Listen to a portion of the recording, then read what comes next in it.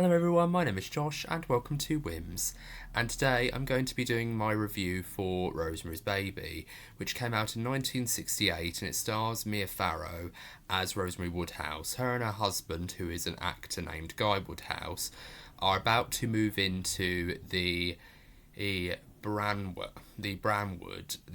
apartment, in New York City. And this is particularly a apartment that is sort of like got very gothic looking architecture. It looks almost like a castle in the way it looks. So they're moving into the new apartment called Apartment 7E, and this was originally owned by a woman called Terry D'Onofrio, but she's since moved out and gone on to other places. But when they first move in there, their first night in there, the house is very bare, and as is the case with a lot of, women in 1960, not necessarily just Rosemary, but Rosemary is a very innocent character, and when she asks her husband, Guy, what they should do after dinner, she just basically says, let's make love. She doesn't say, let's have sex, or let's go and have sex, or whatever, or say it through a very innuendo. She's very innocent, she's very mild-mannered, and it goes to show that they have a very kind of likeable relationship at first. But then very quickly, Rosemary starts to get, have an urgency of wanting to have a baby with Guy. And Guy's very hesitant at first. And he's like saying, no, I don't think we should do that. I should focus on my career. I should focus on my acting. Because he only does stuff on on sort of like the New York stage. He's done a couple of Shakespeare plays and he's done a couple of things for television. And what happens one night is while they're out on the town, they come back to their apartment to find that one of the previous tenants of the apartment, named Teresa, aka Terry D'Onofrio, has fallen out of a window to her death. And what happens after this is basically Rosemary and her husband befriend an elderly couple by the name of Minnie and Roman Castavetes, and they are essentially an eccentric elderly couple that live in the apartment 7A, which is just across the hall from where they live.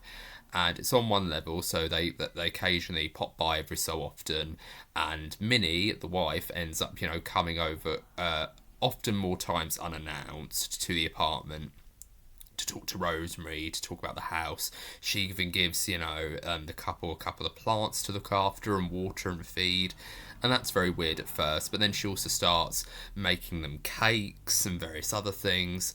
And Rosemary always hints at the idea that there's a very odd taste to a lot of these cakes. It has a very kind of chalky aftertaste. She refers to one particular chocolate mousse that she gets given as sort of like a gift during their romantic night in. And what's very interesting is during dinner, Rosemary is eating this cake and she says it has a weird taste.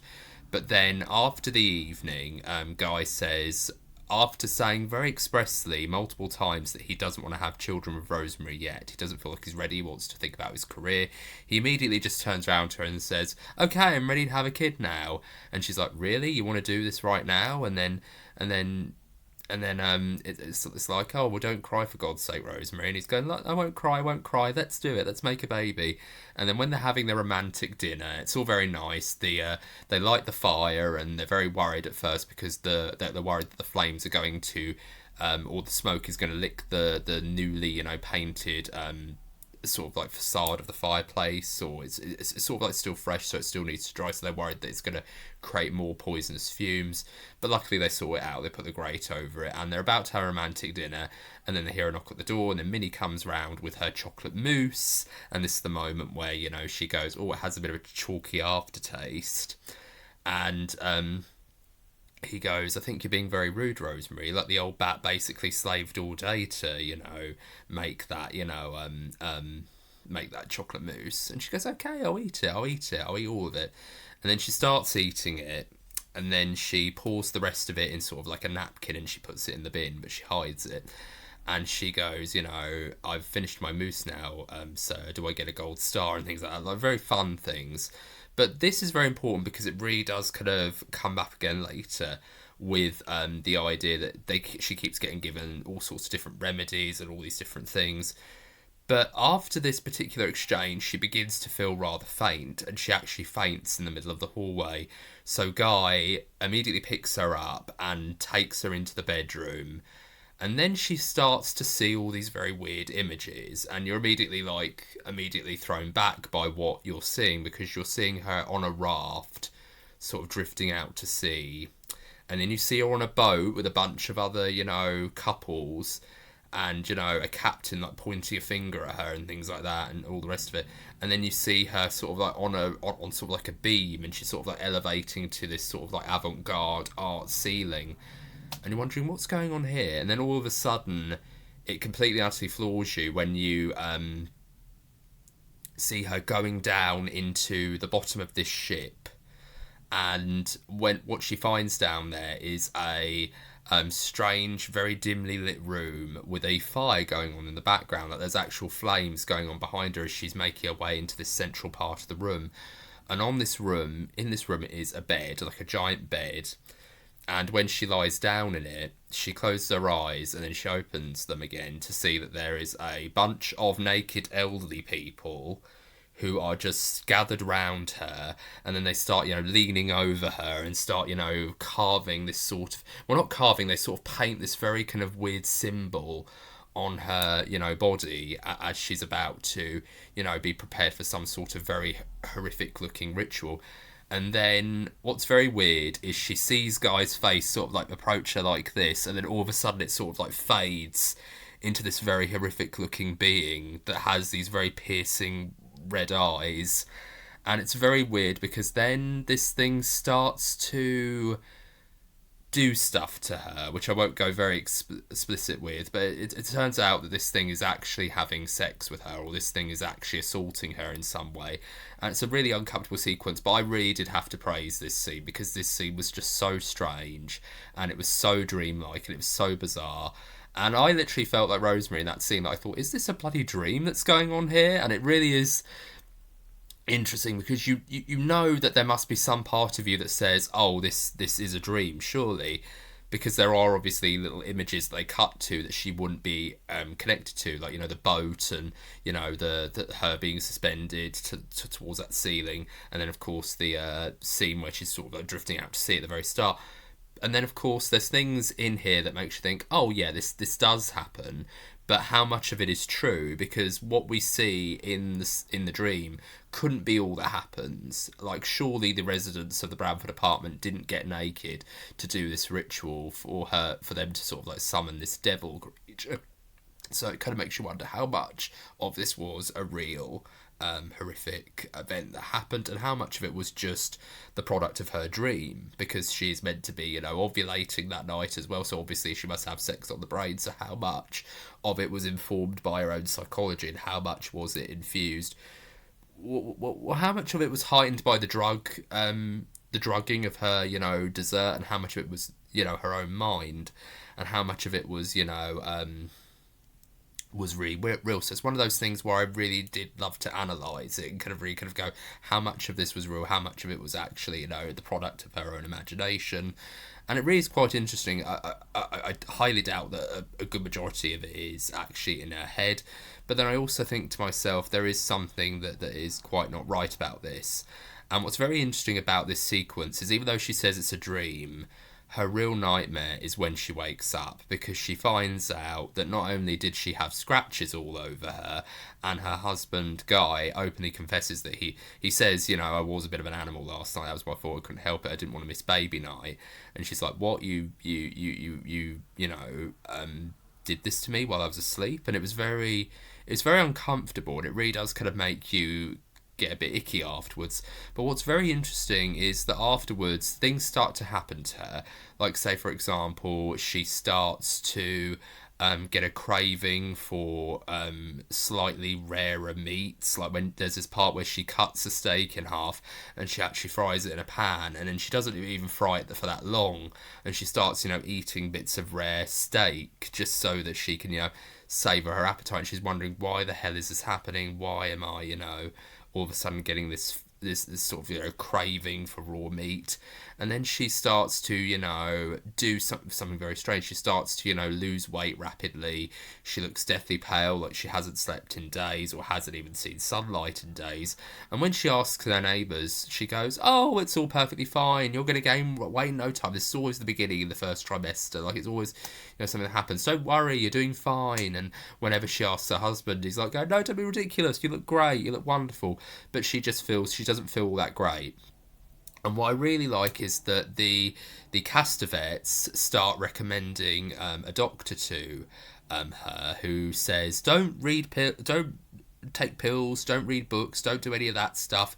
Just follow, the recipes that I give you, and Minnie will give you these little recipes that she has prepared. She gives her this special drink, and she just says, just take it without question, you'll be fine. And then things go from bad to worse when she actually, just decides to call out to various different people.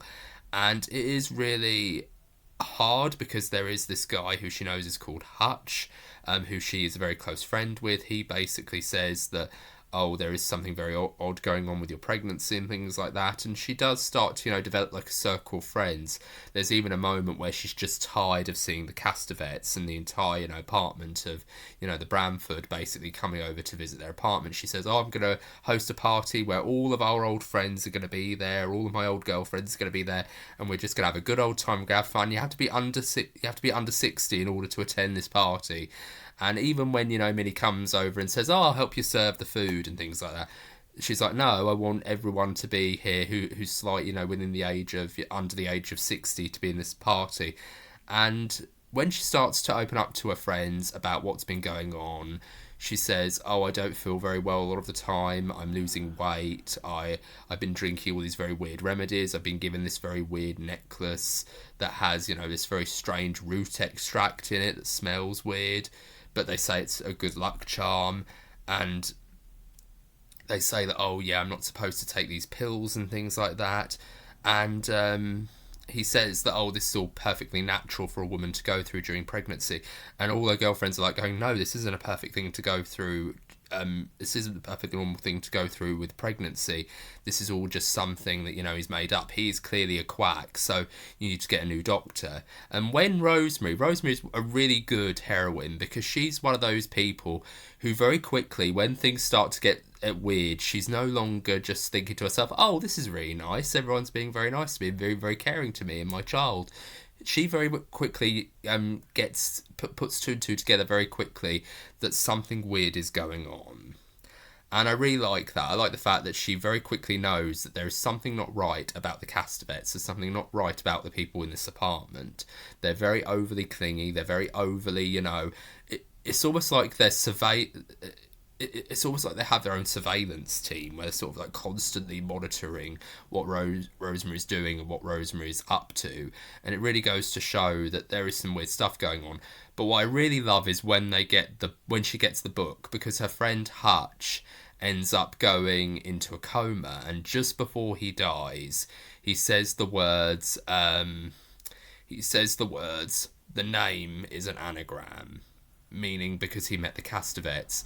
He says the name is an anagram, and he says, "Well, what does that mean?" And of course she reads the title of the author. That's not an anagram. So she thinks to herself, "Oh yeah, the Castavetes." And as she gets out Scrabble board, and she starts, making, all these different connections of what the anagram could be. And she says Castavetes. She has all these different things planned out, and one of the things is comes before the fall, and the devil fact me. And I really did like that, because it really goes to show that it was a very gradual way of showing that her mind is starting to put two and two together, that something wasn't right. And I especially love that last one that I mentioned, like when she spells out the Scrabble board, "the devil fact me." I thought that was a very subtle way of kind of showing that, yeah, this is going to be quite, more extreme and more mature than what most films in the 60s could get away with. And that was actually kind of a really funny little joke, the fact that it had sort of like that. It's like that scene in Misery where he starts typing on the typewriter, and then you just cut to him just saying the word fuck, fuck, fuck, fuck, fuck all over the paper. That I thought was a very interesting little, that's sort of like something that they did in this film, where it's like, "the devil fact me." I thought that was really funny. And I thought that was really clever. Fact spell FACT. But I really did like that. And of course, comes before the fall is obviously, meant to be reference to the fall of man when, Eve took of the apple and things like that. So there's all sorts of different references to biblical allusions. And she even mentions at one point during the early stages, before she's even pregnant, that she said she was raised Catholic, but since marrying Guy, she sort of like rejected her faith to a certain degree. And what happens afterwards is she basically knows that something isn't right, so she goes to all sorts of different people, including a new doctor called Dr. Hill, and he's very nice to her. He even, she even says to him, like, I have this book that's about, devil worship and things like that, and witchcraft, and Castavet is actually an anagram of Makatos, which was an old warlock, and he was actually the son of an old warlock who was actually, tried and burned at the stake for his crimes to witchcraft and devil worship. And Dr. Hill sounds very understanding, but very quickly he begins to, it just says, go into this room and have a nice rest. And then when she wakes up, she's very happy, she's very well rested. But then the doctor who's been helping her, who is in fact a agent for the Castavetes and Guy, have come to see her, and he goes, don't make a scene, Rosemary, just come with us and we will, take you back to the apartment and everything will be fine. And I love this particular scene because the revelation is very well done, because even though we know that it's coming, that something weird is going on with Rosemary's Baby, or something is after Rosemary's Baby, what we don't realise is that there is something wrong with Rosemary's Baby, and it's all revealed in the final scene where she finds the secret hideout of the coven, and she goes into the cot and she sees, and to her shock and horror, she sees an ordinary baby with very weird looking eyes, and she just says to the coven, what have you done to it, what have you done to his eyes? And he goes, what have you done to my baby, you maniacs? And he goes, he has his father's eyes. And she goes, no, that's not true, that's not Guy's eyes, Guy's eyes are normal. And then Mr. Roman has a very memorable line where he just shouts back at her, Satan is his father, not Guy.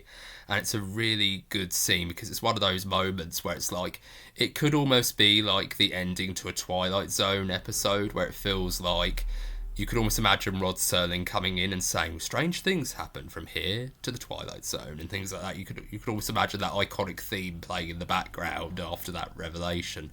But what's really wonderful is that Rosemary has a very human reaction to it. She's like going, oh God, no. And it's really kind of horrible, but then at the same time, there's almost all this very funny stuff going on here. Like when Minnie comes in to comfort her, she says, out of all the women he could have had, he chose you, and things like that. And it really is kind of strange that, Minnie is one of those characters. She never breaks character throughout the course of the film. She never breaks that kind of very kind of, shucks, don't worry, darling, I'll do everything for you kind of character. You could almost imagine her being played by Doris Roberts if this was made in a more modern day scenario. Like, she has sort of like this Marie Barone kind of feel to her, where she's very almost suffocatingly hands-on in her housework and her cooking and things like that. Like there is almost this need and this hunger to help, but she's almost kind of suffocating and almost condescending in how she does it, and it's very kind of funny. But I also like the fact that when she gives Rosemary a tea to calm her nerves, she goes, what's in this? And she goes, oh, nothing, it's just regular old tea. And it's like, that's probably got to be one of the funniest moments in this scene, where it's just very depressing and really horrible. But what's really funny is that she just acts very casually about it, like it's a very casual thing. And I actually preferred this ending to the prequel, where it basically is just the same ending, but it's a little bit different, it's at night. But I will talk about that a little bit later. But yeah, I really enjoyed this film. This film was very dark, very depressing.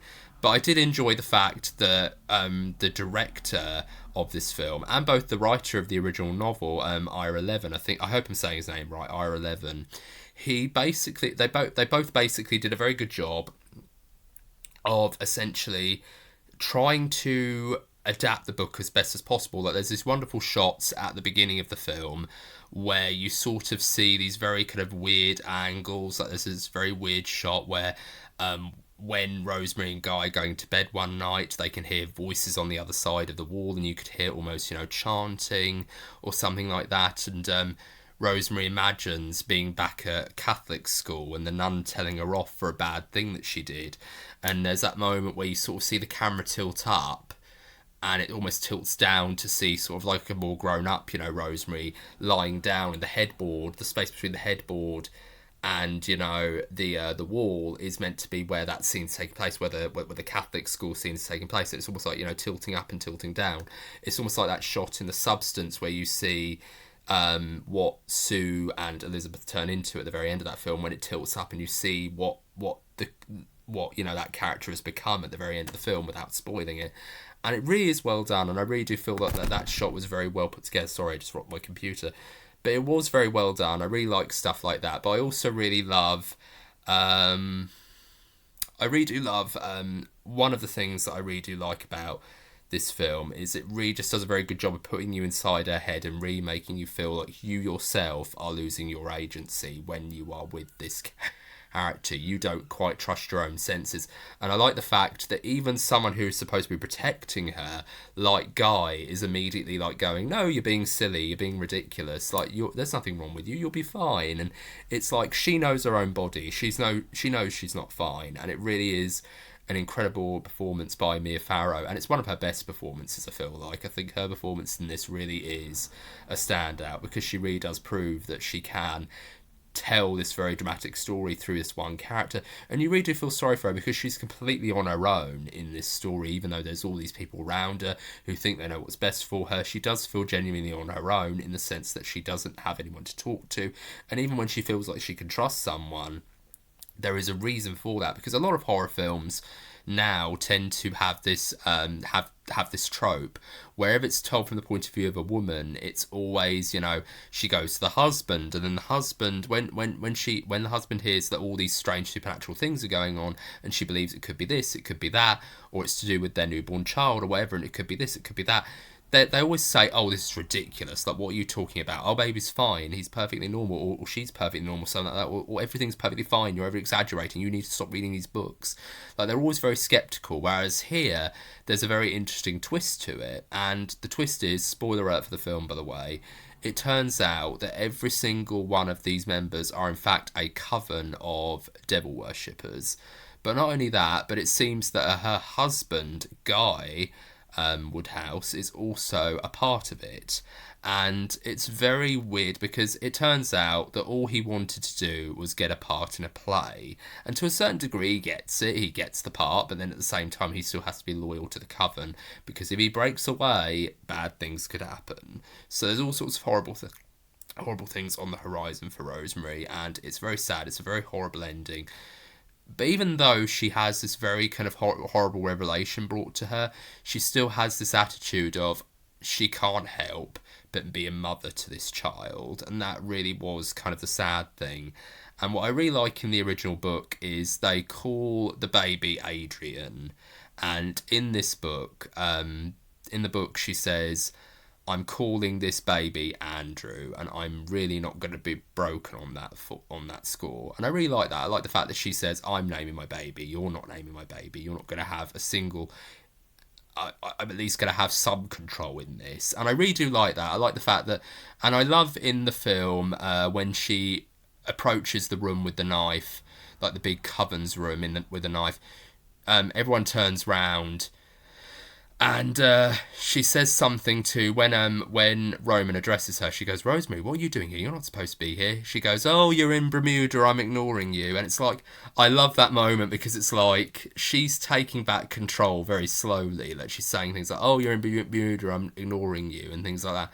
But when she says in the book, like, oh, I'm naming him Andrew, I'm not calling him Adrian, I loved that moment, because that was her taking a bit of her power back and saying, look, I'm not going to let you guys control me.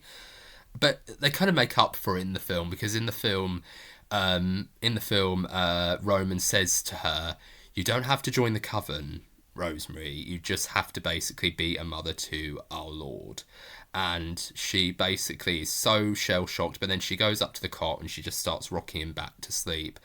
And I really did think that was a great ending, even though it was still depressing. It still made me kind of think to myself, at least she gets a little bit of power back in those moments. She gets a little bit of control in the sense that she's going to be a mother to this child, even though she is basically raising the fall of humanity, effectively. Like, this is the root of all evil.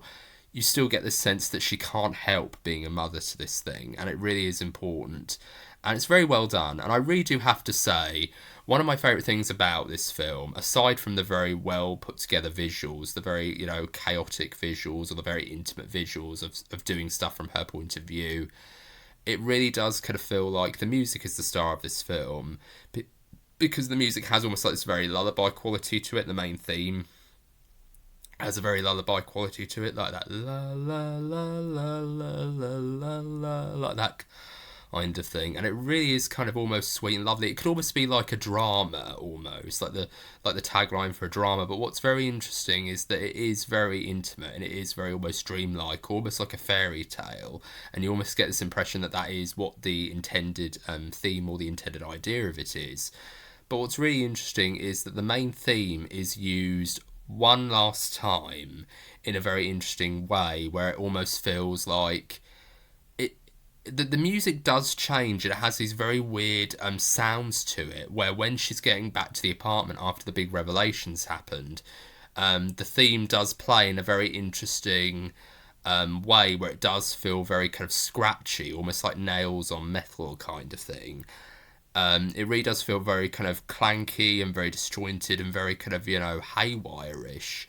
But it almost kind of shows her mental deterioration, like her psychological mood is very slowly starting to break or starting to melt and starting to deteriorate, because she just feels like she's losing control. And that's almost emphasised by the fact that when she gets back into her room, she's heavily sedated with a needle and tons of people holding her down. A woman shoves a cloth into her mouth. And she's like saying things like, "I'm sorry, my sweetheart, I couldn't protect you." And I just really felt really sad for Rosemary in that moment, because she did feel just really defeated. And she's probably thinking to herself, like, "I don't care what you do to me, just don't hurt my baby." Like, that's a really sad and heartbreaking thing. But it's a really good film, it's a really good performance, and it really is one of those things where if it could have won an Oscar, I think it would have, because it's one of Mia Farrow's best performances, especially that moment where she says, "I'm sorry, my sweetheart, I'm sorry I couldn't protect you."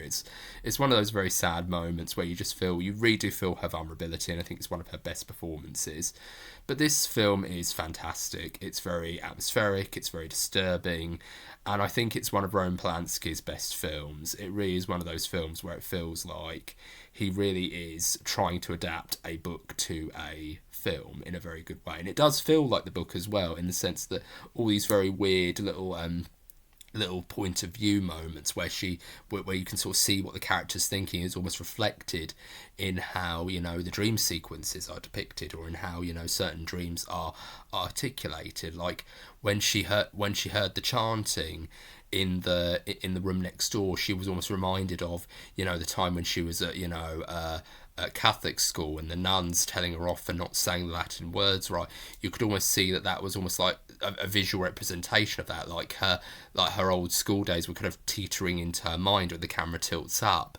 That was a very good way of sort of showing through visuals what she was going through in her head, what the author Ira Levin was trying to say through prose. And it's such a clever device. And I think this film's amazing. And just before I end this video, it's very atmospheric, it's very creepy, but I would recommend not watching it if you are very easily upset or very easily distressed. If you're planning on having a baby, or if you're planning on moving anywhere, like with Possession, don't watch this film, because it will definitely play on your mind. But I do feel like this film is fantastic. It's got great suspense, it's got great atmosphere, and it's really disturbing in a lot of places, but it's just got really good performances. And I just feel like it's a really good film. It's a really good adaptation of a novel as well. But also it's just really interesting and really well done. And I really like the fact that every single thing in the dream sequence comes back in some way when she enters that coven room. Like the fire that you see in the background when she goes into that main room before she lies down on the bed in the dream. That's looks like it's a live fire. That's actually meant to be a picture of, you know, a hellscape.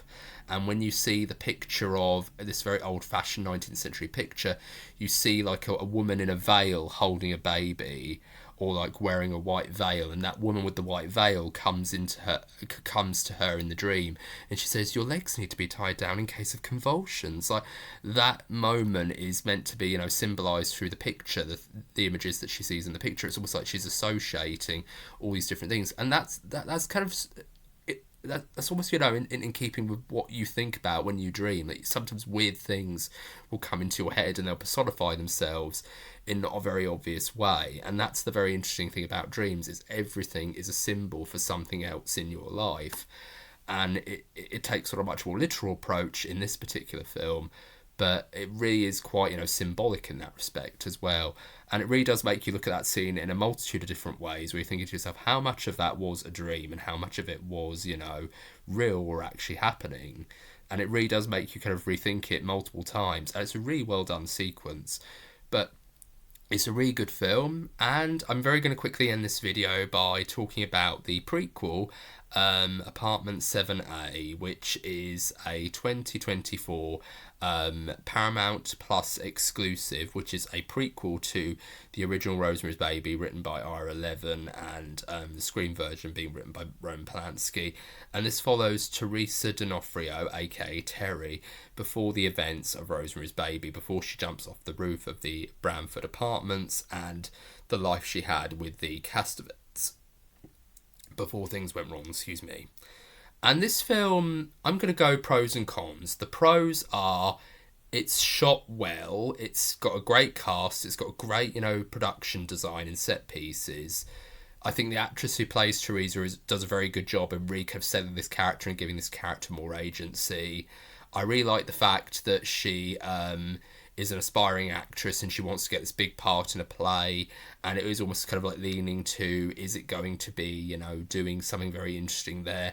And I like the fact that there is this constant motif of the song Be My Baby by the Roxettes playing in the background throughout the film to sort of show that there is something else coming, which I really like. And then the film kind of, pardon my bluntness, it kind of shits the bed almost, because I feel like it just basically recreates the same film as Rosemary's Baby. You know, that very obvious thing that people often said about sequels in the 80s and the early 90s, that often say, oh, Home Alone 2 was just Home Alone again, or something like that, or this film was just like the first film but done again. It feels like that with the prequel. It feels like, oh, okay, we're doing the same film again but with a different character this time round. And it is quite sad, because you really did have a good setup for a prequel. You maybe could have done it where, you know, and I know it could potentially have been hinted at that Terry was meant to be the original character of the baby, the Antichrist Adrian, or whatever he's called, but in many ways it didn't need to show that. You could have done some very interesting things with, you know, the cult. Maybe you could have given us more insight into more of a first-hand perspective on the cult. Maybe you could have had Rosemary and Guy, you know, teeter into the background and show up every once in a while. And then maybe, you know, Terry, through getting to know Rosemary, you could have had more scenes with Rosemary. Yes, people could say, oh, it's a betrayal of the first film. But you could have had her actually grow attached to Rosemary. Or maybe you could have had half the film her discovering the coven, and then her basically thinking to herself, so I don't want to join a coven that worships the devil, but then they say, oh, we can give you this part in this play that you want, and you've always wanted it, haven't you? And then maybe you could have her, you know, be embraced into the coven, and then have that moment where she's being welcomed into the family, and then have the scene where she jumps out the window at the end. Like, there's so many things you could have done, but no, she gets pregnant, she gets drugged, she gets pregnant. One thing I will say about the dream sequence in Apartment 7A, that was actually very clever. I like the fact that the house, that there's actually a set of the Bramford apartments on the outside, and there's, you know, Minnie and Roman Castavetes on the upper floor close to her apartment, but then there's the stairs, and the stairs is where she ends up dying in, and her, you know, love interest of that film could have, like, to have this little dance sequence before she gets tied down to the bed, and this creature, this demon thing, this devil thing, comes to her and essentially, you know, has sex with her effectively. And it's basically the same setup, but it has a little bit more of an inventive angle on it. But I do feel like, really, you're basically just giving us the same story again. What's the point of even making this, though? It doesn't really add anything. It doesn't give you any insight into who she is or whatever that is. But I do feel like, even though it is pointless, I feel like the one big difference between Rosemary and Terry is that in this film, she doesn't want to have a baby. She feels like it's going to get in the way of her career. So maybe instead of making her the carrier for the Antichrist, who ends up, killing herself at the end, instead of making her the carrier for the Antichrist, why don't you just make her a part of the coven and make her complicit in what's going on with Rosemary? But then, of course, Rosemary isn't actually the carrier or the conduit yet. So you could very easily just say, oh, maybe there was another person who was, given the Rosemary's Baby treatment, and Terry was, complicit because she was in the coven, and she could see that. But then, of course, she wanted to tell this woman what was going on, but then she also wanted to, at the same time get this part in the play. There's so many interesting ways in which you could have played it, but instead you made Terry the focal character. You made Terry the complete utter focal character of, again, being that Rosemary's Baby conduit. And it really is kind of annoying, because it's like, what's the point of even making the film in the first place? What's the point of even making it full stop if you're not going to do anything different?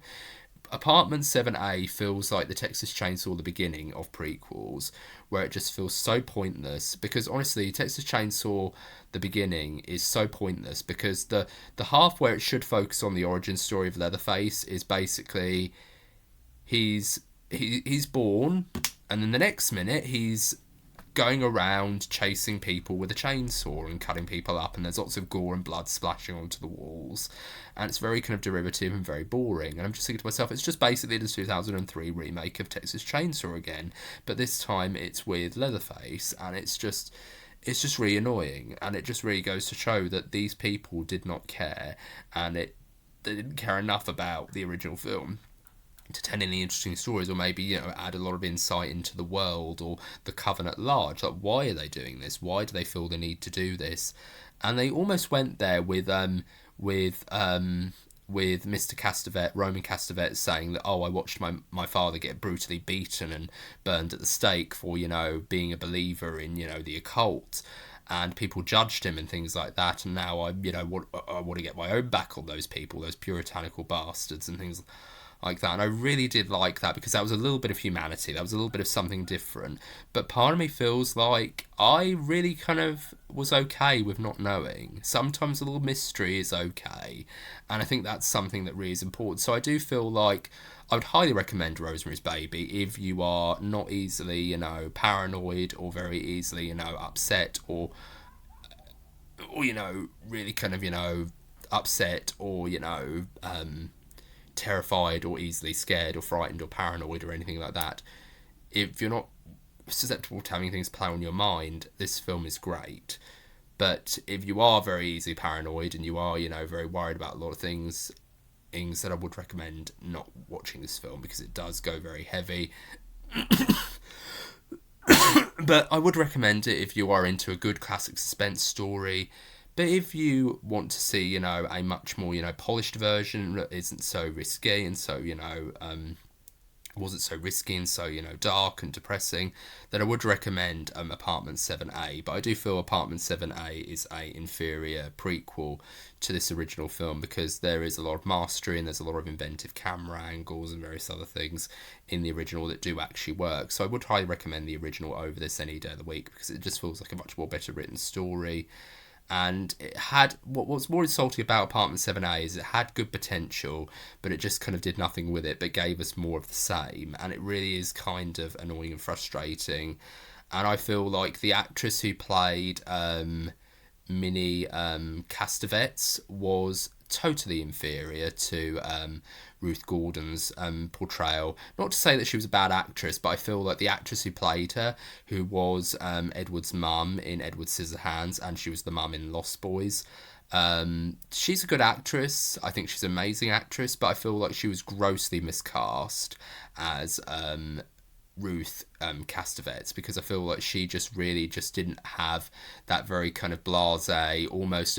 She's the sort of person that if she was a grandmother, you'd want to keep her well away from you'd want to keep her well away from her own grandchildren, because she'd be encouraging them to drink cocktails and take up smoking. She seems like that kind of, grandmother, if she was a grandmother, kind of thing. Like she has, and she even has this like voice where it almost feels like she's almost, she feels very Brooklyn-esque. Like she says, "Oh, he's so good looking," and things like that. Like I really do find that voice hilarious, and it's really kind of almost funny. She almost feels like Estelle if she was a devil worshipper from Friends. like like a lot of the stuff that she says, I could almost imagine her calling someone on the phone and going, "Joey, it's Estelle. I got 2 tickets to your premiere," kind of thing. Like she was just really making me laugh, and I just found that she did a much better performance than this actress did. Not to say that the other actress was bad, but I just felt like she was really miscast. And you don't do an actress a favour or an actor a favour by miscasting them. That's what I'm going to say. So the first one's really good. 5 stars all the way. Highly recommend it. And I'd also recommend checking out the original novel by R11. And I would also recommend some of his other books, like A Kiss Before Dying, and the novel The Stepford Wives is also really good. So if you're a huge R11 fan, or even if you're a fan of horror in general, please check out R11's books. He's a fantastic writer. He basically did what, he did in the 1950s and 1960s what authors like Richard Matheson and Ray Bradbury and even Stephen King are doing now. Like, he basically gave us a lot of stuff to think about, a lot of food for thought, and they were using science fiction and horror as a way of using that as sort of like a springboard to explore those different themes and ideas. And to the fact that he was basically a male author who was writing things so intimately from a female perspective, that really goes to show that he really did understand. He was basically a feminist, essentially, before feminism for men was kind of the thing that most people do now. So I guess you could call him woke now, but I wouldn't even call him that, because he's too good of a writer to be called just woke. But yes, I think he's a fabulous writer, so I'd highly recommend his his books, and some of his screenplays too. But yeah, I would recommend Rosemary's Baby. It's a masterpiece. It's absolute, perfection in psychological horror and also surrealism. I would definitely recommend and not watching Apartment A, because it's basically just the same film. If you're going to watch one, don't watch the other. I feel like that's kind of the thing, because it does feel like it is basically the same story, but it has a slightly different ending. So I hope you enjoyed my video for Rosemary's Baby. I'm sorry it went on for too long. But if you like this video, please be sure to give it a thumbs up, and please subscribe for more. And please stay tuned for other reviews later on today. I'll be doing a review of Nightmare on Elm Street 1984, and my double feature review for the Halloween films, Halloween 1 and Halloween 2. So I hope you're all having a very good day. It's been Josh with Whims. Make sure you're having a very good day, and take care. Bye for now. Stay tuned. And also keep an eye out for my stand-up video that I'll be recording on Friday. So I hope you're all having a very good day. Take care. Bye-bye for now.